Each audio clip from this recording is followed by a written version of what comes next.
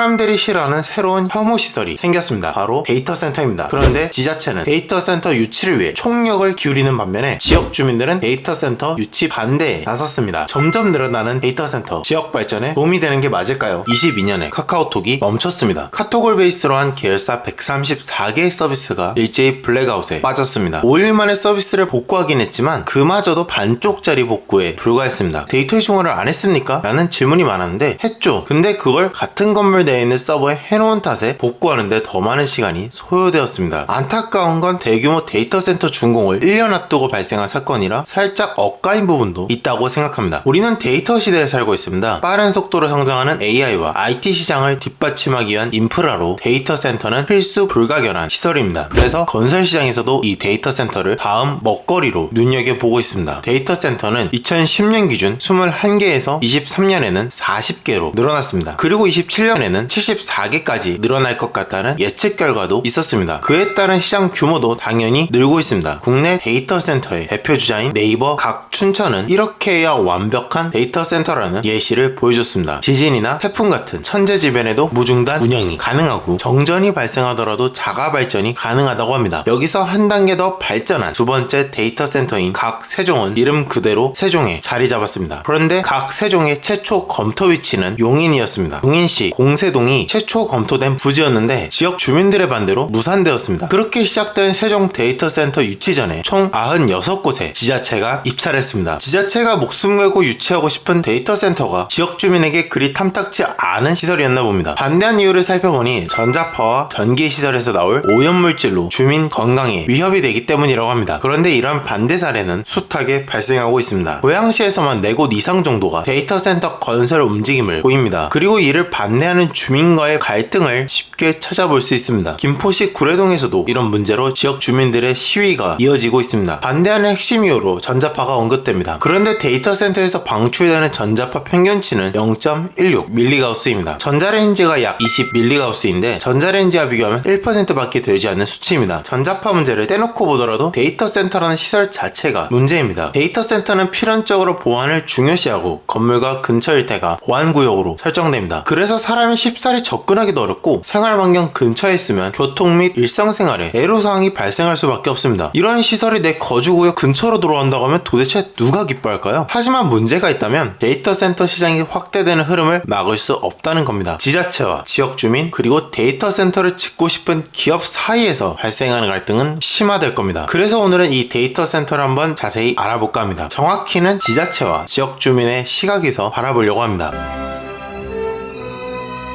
집에 필요 없는 물건이 있으면 어떻게 하시나요? 당연히 당근하는 게 좋겠죠. 굳이 남는 물건을 가지고 있을 필요는 없잖아요. 남는 자원이 있다면 어떻게든 팔아야 이득입니다. 그런데 왜 데이터 센터 이야기를 하면서 갑자기 중고거래 이야기를 하냐고요? 네이버의 각춘천은 이름 그대로 강원도 춘천에 자리 잡았습니다. 그렇다면 강원도에 남는 자원은 뭘까요? 혹시 감자를 떠올리셨다면 반성해 주시면 감사하겠습니다. 남는 자원은 전기입니다. 강원도의 연간 전기 생산량은 3642만 메가와트시로 일반 가정 1억 세대가 한 달 동안 쓸 수 있는 막대한 양입니다. 에너지 수급률을 확인해보면 무려 172%나 됩니다. 서울의 에너지 수급률이 11%밖에 되지 않는 것과 비교하면 어마어마한 수치죠. 생산량이 소비량을 초과하는 지역에 대해 전기요금 차등을 두는 지역별 차등 전기요금제에 관한 법률이 논의 중이기도 합니다. 이 법안과는 별개로 지금 당장 남는 전기는 어떻게 하면 좋을까요? 말해 뭐합니까? 당연히 팔아야죠. 그런데 이거 누가 사줄까요? 압도적으로 많은 전력 사용과 넓은 부지가 필요한 친구가 한 명 있네요. 네, 데이터 센터입니다. 데이터 센터가 도대체 얼마나 많은 전력을 먹을까요? 전력 사용량 평균치를 한번 가져와 봤습니다. 대형 데이터 센터 월 사용 전력량은 5만 메가와트시입니다. 중소도시의 월 생산 전력량은 30만 메가와트시입니다. 비약적으로 말하자면 대형 데이터 센터 한 개가 도시 전력의 30%를 소비할 수 있습니다. 그래서 수도권에 데이터 센터가 몰려있는 것에 대한 문제가 제기되기도 합니다. 안 그래도 부족한 전력을 흡수하는 못된 놈들이니까요. 그런데 전기가 남아도는 지역에서는 오히려 환영합니다. 아쉽게도 네이버 각춘천의 연간 전력 소비량에 대해서는 공개된 적은 없으나 추정치로 약 40만 메가와트시 정도 된다고 합니다. 강원도 전기 생산량의 약 1%에 해당하는 수치입니다. 그래서 이걸 바탕으로 춘천에는 네이버 외에도 다른 데이터 센터들도 자리를 잡았고 이들로부터 연간 100억에 가까운 세수 효과를 보고 있다고 합니다. 전력 다음으로 중요한 건 부지인데 수도권이 아닌 이상 부지 확보에 대한 걱정은 없어 보입니다. 지방에 남는 자원을 소비하고 세금을 꼬박꼬박 납부하는 시설을 센터를 지자체 입장에서 거절할 수 있을까요? 제발 와달라고 사정을 하겠죠. 네이버 두 번째 데이터 센터에 96곳의 지자체가 승부를 던졌는지 조금 이해가 됩니다. 그런데 이건 어디까지나 지자체 입장입니다. 더 중요하게 봐야 할 것은 그 지역 주민에게 도움이 되는가 되지 않는가를 살펴봐야겠죠.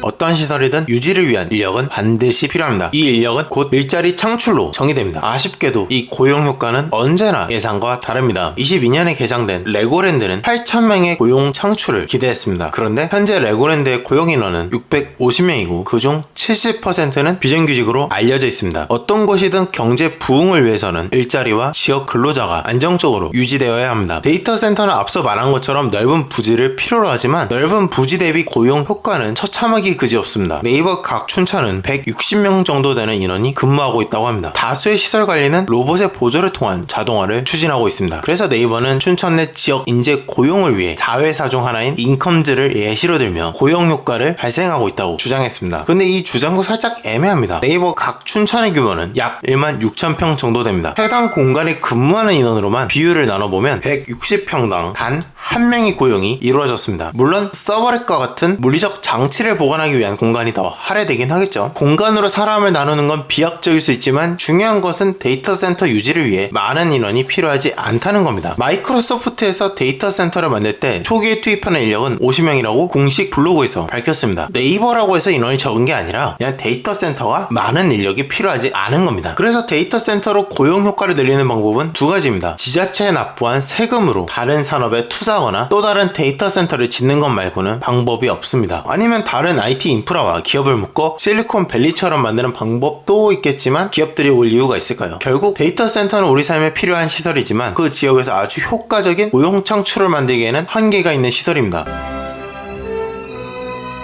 데이터 센터에는 분명한 장단이 있습니다. 초기에는 인프라 건설로 투입되는 비용으로 일시적인 경기 부양 및 지역 활성화가 가능합니다. 지자체 입장에서는 안정적인 세수 확보가 가능한 시설을 얻을 수 있습니다. 지역 입장에서도 장기적으로 보면 복지 증대와 유입 인구 증가 등을 노려볼 수도 있습니다. 근데 이건 어디까지나 좋은 이야기만 나열한 겁니다. 앞에서 언급한 것처럼 대규모 보안 지역 활성화 및 전력 사용은 일상생활의 지장을 초래할 수밖에 없습니다. 특히 물리적 보안 체계가 생활 불편감을 줄 수 있는데 데이터 센터 보안을 위한 간단한 도식은 다음과 같습니다. 내부 보안은 당연히 중요하니 넘어가고 문제가 되는 건 1차 보안 섹터입니다. 외곽 감시, 차량 감시 등이 있을 텐데 이거 보기만 해도 거주구역 근처에 있으면 꽤 피곤할 것 같습니다. 지자체와 주민의 갈등이 폭발하기 직전인 고양시의 문제도 여기에 있습니다. 데이터 센터를 거주구역, 아파트 바로 근처에 짓겠다는 겁니다. 데이터만 보관할 건데 뭐가 그렇게 불편하냐 할 수 있겠지만 내 집 앞에 뭐든 생기면 그냥 불편합니다. 이건 어쩔 수가 없어요. 지역 주민들도 바로 근처가 아니라 다른 부지를 한번 검토해달라는 요청을 했습니다. 데이터 센터는 장기적으로 필요한 시설이 맞습니다. 그리고 앞서 말한 것처럼 데이터 센터가 건설되는 흐름을 막는 것은 불가능합니다. 그런데 가만히 이 데이터 센터 이슈를 살펴보면 각자의 주장만 내세우는 느낌이 듭니다. 엄청난 세수 효과, 고용에 맞는 키 이렇게 과대포장될 정도는 아니라는 겁니다. 그렇다고 해서 이게 내 눈앞에서 있으면 안 될 혐오 시설이야 라고 부르기에도 애매하다는 겁니다. 그런데 이 시설이 들어오는 것을 막기 위한 주민들 의견에서도 일부 오류가 있습니다. 바로 전자파에 대한 내용인데 데이터 센터를 위한 고압 케이블과 전자 장비로부터 오는 전자파가 건강에 위험을 줄 수 있다는 내용이었습니다. 이 전자파가